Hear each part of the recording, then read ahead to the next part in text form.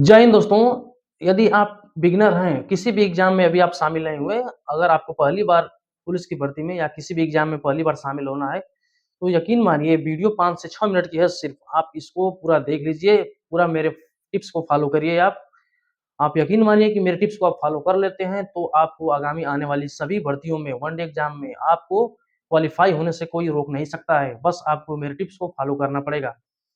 आप शुरुआत करते हैं, जैसे देखिए किसी भी सब्जेक्ट क्वालीफाई होने के लिए, किसी भी परीक्षा में एग्ज़ाम में क्वालीफाई होने के लिए 4 सब्जेक्ट मेन होती हैं। जैसे यूपी पुलिस हो गया, चाहे यूपी होमगार्ड हो गया, चाहे लेखपाल हो गया, स्टेट गवर्नमेंट की कोई भी 4 सब्जेक्ट इम्पोर्टेंट होती है। सबसे पहले आपकी आती है सामान्य ज्ञान, इसके बाद हिंदी है, इसके बाद मैथ है, रीजनिंग है और अलग से इसमें ऐड होता है उत्तर प्रदेश सामान्य ज्ञान और कंप्यूटर।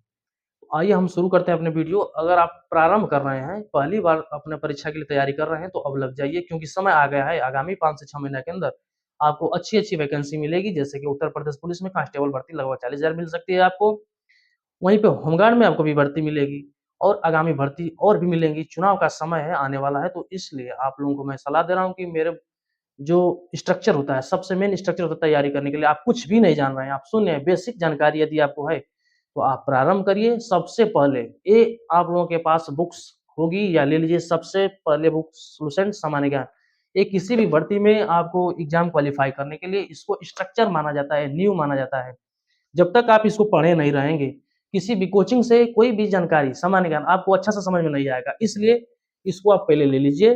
अगर आपके पास पहले से है तो अच्छी बात है। इसमें और इसको देख के बहुत से बच्चे घबराने लगते हैं कि ये इसमें कैसे हम पढ़ें, इसमें बड़ा हार्ड है, क्या है, दिया है, समझ नहीं आता। इसमें सबसे पहले इसको आप टॉपिक वाइज़ इसको पूरा करिए। इसमें टॉपिक वाइज़ पढ़ेंगे तो आपको अच्छा से समझ में आएगा। जैसे कि देता है सबसे पहले प्राचीन भारत टॉपिक को अगर आप खोल रहे हैं, तो प्राचीन भारत टॉपिक को अच्छे से समझिए, अच्छा से समझ में आएगा। प्राचीन भारत को ही पढ़िए। इसके बाद मध्यकालीन भारत को ओपन करिए, टॉपिक मध्यकालीन भारत को पढ़िए।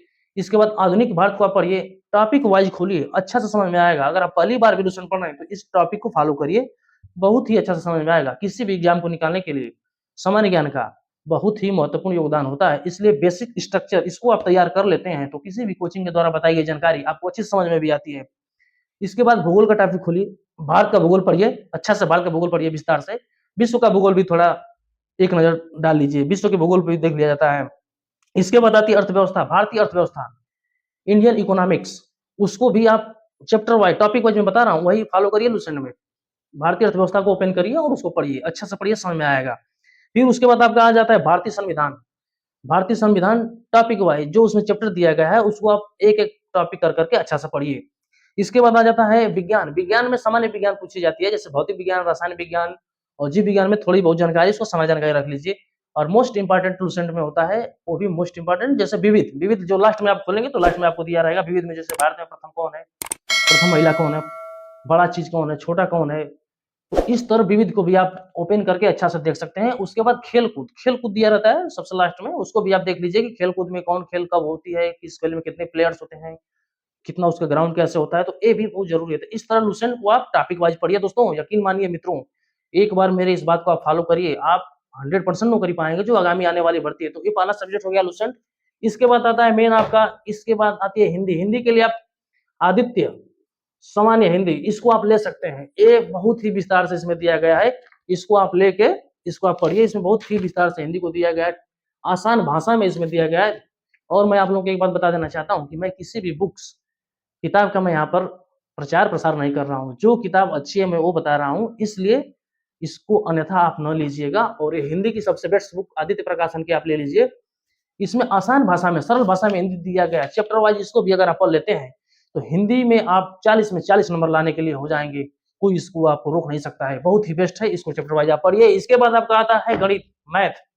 मैथ के लिए आप ले लीजिए अंकगणित, आर.एस. अग्रवाल। आर.एस. अग्रवाल से मैंने पढ़ाई की है, आर.एस. अग्रवाल की ले लीजिए। और भी इसके अलावा अगर आपको कोई विषय अच्छी लगती हो, किसी राइटर की, उसको आप ले सकते हैं। लेकिन इससे मैं पढ़ाई किया हूँ, इसमें चैप्टर वाइज़ आप सबसे पहले शुरुआत कर रहे हैं, तो मैं शुरुआत की तरह बता रहा हूँ, आप लोग शुरुआत यहाँ से करिए। 6 महीना के बाद आप लोग एकदम परीक्षा निकालने के लायक हो जाएँगे। प्लस किसी भी कोचिंग से अगर आप कोई भी जानकारी इकट्ठा कर रहे हैं, तो वहाँ से समझ भी आपको आएगा। तो मैथ में आप इसको लीजिए, चैप्टर वाइज़ इसको पढ़िए, आपकी मैथ अच्छी हो जाएगी। जो चैप्टर समझ में नहीं आ रहा है, जैसे आप चैप्टर इसमें खोल दीजिए, प्रतिशत खोल दीजिए, नंबर सिस्टम खोल दिए, लाभ हानि खोल दिए, कोई भी अगर चैप्टर आप खोल रहे हैं, उसके बाद कुछ सवाल उसमें नॉर्मल दिया रहता है। अगर उसके अलावा भी नहीं समझ आ रहा, तो आप यूट्यूब में उस चैप्टर वाइज़ यूट्यूब में उस चैप्टर को सर्च करिए। जैसे लाभ हानि को बोलना है, तो लाभ हानि यूट्यूब में बोलिए, वो आएगा उसमें कोचिंग यूट्यूब में आपको बताएँगे, उसको आप समझ के इससे समझ सकते हैं। इस तरह मैथ भी आपका कंप्लीट हो जाएगा दोस्तों। इसके बाद आती है रीजनिंग।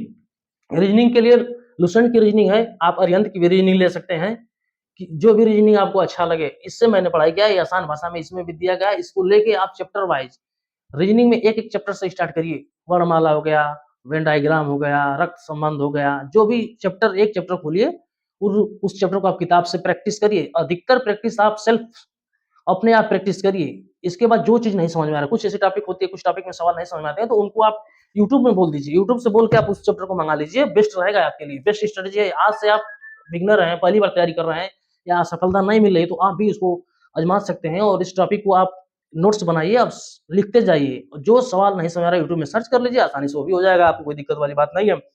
इसके बाद आता है उत्तर प्रदेश की, अगर एग्जाम की आप तैयारी कर रहे हैं, उत्तर प्रदेश तो सामान्य ज्ञान की भी जानकारी होनी चाहिए, तो इसके लिए आप उत्तर प्रदेश सामान्य ज्ञान का अरिहंत का ले सकते हैं, परीक्षावाड़ी का ले सकते हैं, कोई भी उत्तर प्रदेश सामान्य ज्ञान आप ले लीजिए। और उत्तर प्रदेश की परीक्षाओं के लिए उत्तर प्रदेश का सामान्य ज्ञान का होना अनिवार्य जरूरी है जानकारी, तो इसलिए आप इसको चैप्टर वाइज भी पढ़ लीजिए। उसके बाद नॉर्मल जानकारी थोड़ा सा कंप्यूटर की होनी चाहिए। कंप्यूटर के लुसेंट का कंप्यूटर छोटा वाला ले सकते हैं आप, पतली सी मिलती है, आप इसको लेके इसमें पढ़ लीजिए, बेसिक नॉलेज आपको कंप्यूटर का मिल जाएगा दोस्तों। तो इसलिए मैं आप लोगों को जानकारी बताना चाह रहा था कि आप लोग जो मैं टिप्स बता रहा हूँ, जो इस टिप्स को आप फॉलो करिए। मैं आप लोगों को सलाह दे रहा हूँ, अपना अनुभव शेयर कर रहा हूँ कि कोचिंग से तुरंत शुरुआत अगर आप कर रहे हैं पढ़ाई की, तो तुरंत कोचिंग से आपको समझ में नहीं आएगा पूरा, आएगा थोड़ा-थोड़ा समझ में आएगा। बेसिक नॉलेज, बेसिक स्ट्रक्चर को आप तैयार करिए, तो इन किताबों से ही बेसिक स्ट्रक्चर तैयार होता है। तो इसको आप तैयार कर लीजिए दोस्तों। इसके बाद तैयार करने के बाद आपको खुद ऐसा एहसास होगा कि मुझे बहुत ही अच्छी जानकारी हो चुकी है।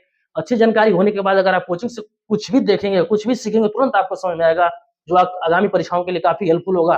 तो आइए इसके बाद मैं बात कर लेता हूँ कि आगामी भर्ती, जैसे कि मैं थंबनेल पे लगाया हूँ कि आगामी भर्ती में पुलिस, होमगार्ड, तो बता दे रहा हूँ कि माननीय मुख्यमंत्री जी के द्वारा कह दिया गया है कि पुलिस की कांस्टेबल की भर्ती जल्द ही आएगी। जो वर्तमान में 60-244 चल रही है, ये समाप्त हो जाएगी, इसका सब प्रक्रिया समाप्त हो जाएगा।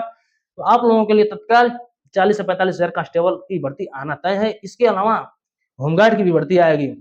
दोनों नौकरी के में अंतर क्या होता है, उसके बाद में हम अलग से वीडियो बनाएँगे, दोनों में अंतर क्या होता है, लेकिन दोनों वैकेंसी आने वाली है। तो होमगार्ड का भी एग्ज़ाम जो होगा, वो भी एग्ज़ाम में आपको पढ़े-लिखे रहेंगे, जानकारी रहेगी, तभी निकल निकल पाएँगे, उस तरह अन्यथा नहीं, नॉट क्वाली डिस्क्वालीफाई हो जाएँगे। इसलिए दोस्तों, आप लोग जो मैं स्ट्रक्चर बताया हूँ, लुसेंट का टॉपिक वाइज़ खोलिए, टॉपिक वाइज़ पढ़िए। उसी तरह हिंदी का टॉपिक वाइज़ पढ़िए। हिंदी आदित्य प्रकाशन की बेस्ट बुक्स है, आप पढ़ेंगे उसको, ओपन मार्केट से लेके पढ़िए, देखिए उसका कितना आपको अच्छा लगेगा। मैथ का आर.एस. अग्रवाल का ले लीजिए, उसके अलावा अगर आपको और कोई अच्छे लगेगा बुक्स, तो उसको ले लीजिए, जो आसान भाषा में दी उसको आप समझिए। उसी तरह रीजनिंग अरिहंत की भी ले सकते हैं, लुसेंट की भी ले सकते हैं, और भी कई राइटर होते हैं, उनकी भी ले सकते हैं, कोई दिक्कत नहीं है। उत्तर प्रदेश सामान्य ज्ञान पतला-सा आता है, उसको भी ले लीजिए, परीक्षावाणी अरिहंत, कंप्यूटर, ये बेसिक नॉलेज को आप तैयार कर लीजिए। मजबूती के लिए बेसिक नॉलेज, बेसिक स्ट्रक्चर का होना बहुत ही ज़रूरी है दोस्तों। आगामी 2025 में बहुत ही भर्ती आपको देखने को मिलेगी। आप आसानी से नौकरी पा जाएँगे, नौकरी के आप बहुत करीब हैं। अपने आप को, अपने अंदर हौसला रखिए, अपने आप को पहचानिए, आप कुछ भी कर सकते हैं। जो मन में आप ठान लेंगे, वो आसानी से कर सकते हैं, इसको कोई रोक नहीं सकता है दोस्तों। इन बातों का आप, मेरी बातों का आप अच्छा से पालन करिए, इसको फॉलो करिए, 100% आप एक दिन सफल होंगे। ये मेरी आपके साथ, अगर मेरे द्वारा दी गई जो भी जानकारी आपको अच्छी लगी हो, तो इस चैनल को सब्सक्राइब कर लें।